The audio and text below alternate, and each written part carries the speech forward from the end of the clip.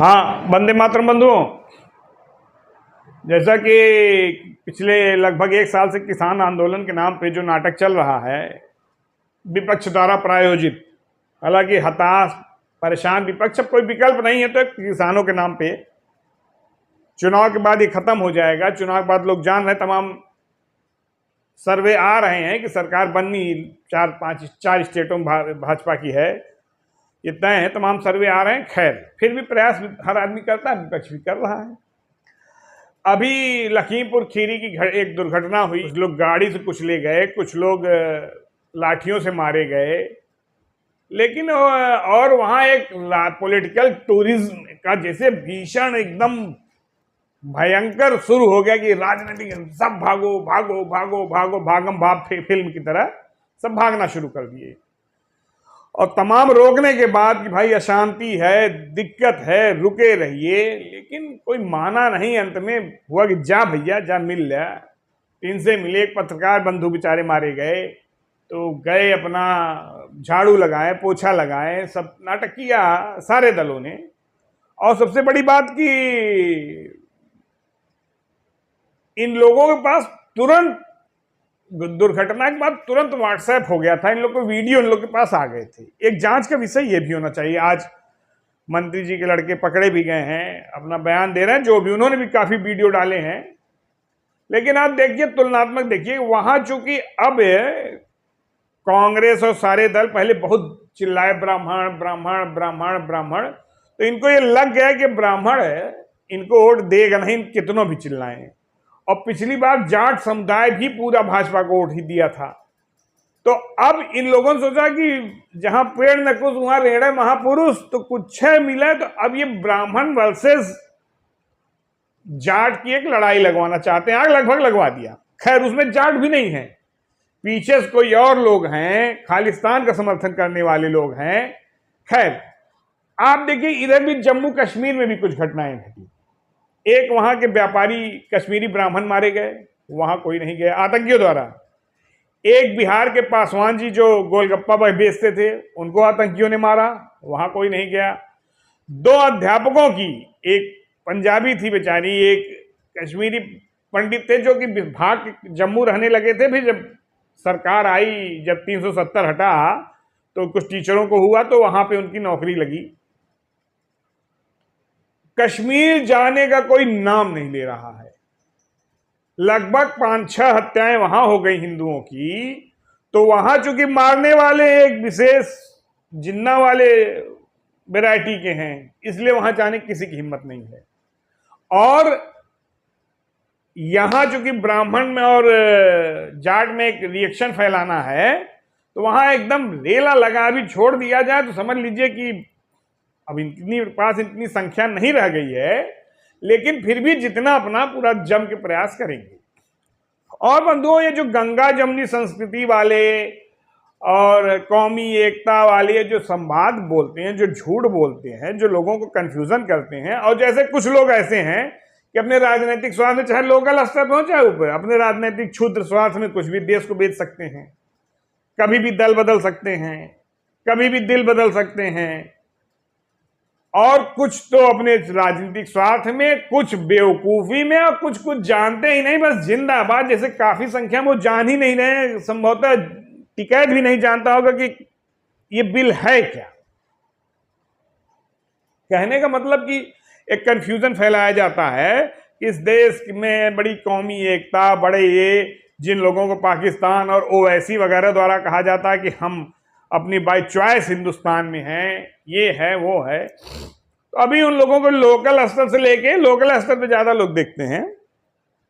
तो एक कंफ्यूजन मैं इन लोगों को दूर कर दूं कि अभी तो इन लोगों को यह भी नहीं मालूम होगा कि 1946 में जब भारत स्वतंत्र नहीं था, तो भी एक चुनाव हुआ था। उस समय भी एक चुनाव हुआ, तो उसके पहले 37 में भी चुनाव होते थे। इन लोगों को भी ये सब नहीं मालूम है, प्रक्रिया बड़ी लंबी है। खैर, 1946 में, और जो कहते हैं ना कि हम लोग बड़े यहां के बड़े वहां के, और जो उनके पक्ष में जो सेकुलर आके तर्क देते हैं, गुस्सा लगती है, मन करता है अभद्र भाषा का प्रयोग करें। 1946 में बंधुओं चुनाव हुए थे, इसमें 2 दल थे, एक कांग्रेस और एक मुस्लिम लीग मुख्य, और अंडू झंडू थे मुख्य। कांग्रेस अपने एजेंडे पे चुनाव लड़ रही थी और मुस्लिम लीग अलग पाकिस्तान के एजेंडे पे चुनाव लड़ रही थी। और उस समय जैसे स्टेट असेंबली हुआ करती थी, 30% मुसलमानों के लिए सीट रिजर्व थी उस समय, 30%। और आप जान लें उसमें पूरे देश का 98% मुस्लिम लीग को वोट दिया था। और ये झूठ हम लोगों को परोसा जाता है कि जिनको जाना था वो चले गए, जो जिनको रहना था वो रह गए। ये वोट किसने दिया था भैया? आपको मैं कुछ आंकड़े बताऊंगा। देश के जितने राज्य थे उनकी जो राज्य असेंबली कहते थे उस समय, कुल टोटल 1585 सीटें थी, जिसमें 30% मुसलमानों के लिए रिजर्व थी। 30% मतलब 492। और 492 में मुस्लिम लीग को जीत कितनी सीटों पर मिली थी? पूरे देश के राज्यों को बता रहा हूं, 429 सीटों पर मुस्लिम लीग को जीत मिली थी, जो कहते हैं। और आप गौरव एक चीज जान लें, असम में 34 में से 31 सीटें जीती थी। जो लोग कहते हैं कि हम लोग अपनी बाई चॉइस यहां हैं, असदुद्दीन ओवैसी और उनके जैसे कुछ पिल्ले। बंगाल में 119 में से 113 सीटें मुस्लिम लीग ने जीती थी। बिहार में 40 में से 34 सीटें मुस्लिम लीग ने जीती थी। बॉम्बे उस समय गुजरात वगैरह भी आता था, 30 में से 30 सीटें मुस्लिम लीग ने जीती थी। 30 मुसलमानों के लिए सुरक्षित थी, जो अलग पाकिस्तान की मांग पर चुनाव लड़ रहे थे, और 30 की 30 सीटें भी जीती थी। मध्य प्रांत मतलब मध्य प्रदेश जिसको कहते हैं, कुछ थोड़ा बहुत अगल बगल के राज्य थे, 14 में से 13 सीटें मुस्लिम लीग ने जीती थी। मद्रास 29 मद्रास मतलब अगल बगल भी कर्नाटक, तमिलनाडु, ये सब 29 में से 29 सीटें जीते थे। और सबसे कम जीते थे जो पंजाब और उसके उधर का इलाका अफगानिस्तान, सबसे कम जो इनकी पाकिस्तान में गया, 36 में से 17, 50%। उड़ीसा में 4 की 4 जीते थे। पंजाब में 86 में से 74, 86 में से 74 जीते थे। सिंध में 34 में से 28 जीते थे। संयुक्त प्रांत मतलब उत्तर प्रदेश, थोड़ा उत्तराखंड का ये सब स्टेट था, 66 में से 54 सीटें जीते थे। ये यूपी बिहार में जो बैठ के डायलॉग देते हैं कि हम तो बाई चॉइस हैं, और जो यहाँ के कुछ सेकुलर पिल्ले बताते हैं, इनकी जीत का प्रतिशत 87% था। मुसलमान सीटों पे, मुस्लिम रिजर्व सीटों पे 87% जीते थे। बिहार, मध्य प्रदेश, बंगाल, उत्तर प्रदेश, उत्तराखंड, और ये बताएंगे कि हम बाई चॉइस यहां। इन्हों लोगों ने वोट दिया था पाकिस्तान के नाम पे। पाकिस्तान मुस्लिम लीग अलग पाकिस्तान के नाम पे चुनाव ही लड़ रही थी 1946 का। इन मूर्खों को यह भी नहीं मालूम कि 1946 में कोई चुनाव ना भी होता है, उसके पहले भी चुनाव होते थे। जो बैठ के बहस करते हैं या मुँह थरथराई बतियाते हैं, इनके मारे तान के, इन बेहूदों को ये मालूम है नहीं। लेकिन सेकुलरिज्म, गंगा जमनी संसदी, फारूक भाई, अब्दुल भाई, और मार डाला है 4-5 हिंदुओं, कश्मीरी हिंदुओं को, और जिसमें ब्राह्मण भी मारे गए बेचारे, दलित भी मारे गए। जो बिहार से गए थे गोलगप्पा बेचे थे, उनको मारा गया। अब न किसी चंद्रशेखर रावण आएगा, न ब्राह्मण सम्मान के लिए कांग्रेस आएगी, न समाजवादी पार्टी आएगी, न सतीश मिश्रा आएंगे। ये तो मान लिया गया है ना कि हिंदुओं के ऊपर कुछ अत्याचार होगा तो उसका जिम्मेदारी भाजपा की है, विश्व हिंदू परिषद की है, बजरंग दल की है। अरे भैया अपनी आंख खोलिए। जो विभिन्न दलों में नेतागिरी करने गए हैं, नेतागिरी आज आपकी सफल हो जाएगी, आपकी आने वाली पीढ़ियों की नहीं सफल होगी। ये या तो नीचे से कटिंग, ये जान लीजिए। और ये जितने कायर हैं ना, 99% ये कन्वर्टेड हैं। जो डर गए थे वही इस समय सबसे ज्यादा डायलॉगबाजी कर रहे हैं। और वो तो छोड़िए, जो हमारे आपके साथ के लोग हैं, जो वो ऐसा गले भेंट रहे हैं, ऐसा तर्क दे रहे हैं, ऐसा कुतर्क दे रहे हैं कि जिसको देख के बर्दाश्त करने की सीमा बाहर हो जाती है। तो कहने का मतलब कि ज्यादातर गलतियां अज्ञानता में हो रही हैं, लेकिन जिसके कहने पे अज्ञानता कर रहे हैं उनको पूरी जानकारी है।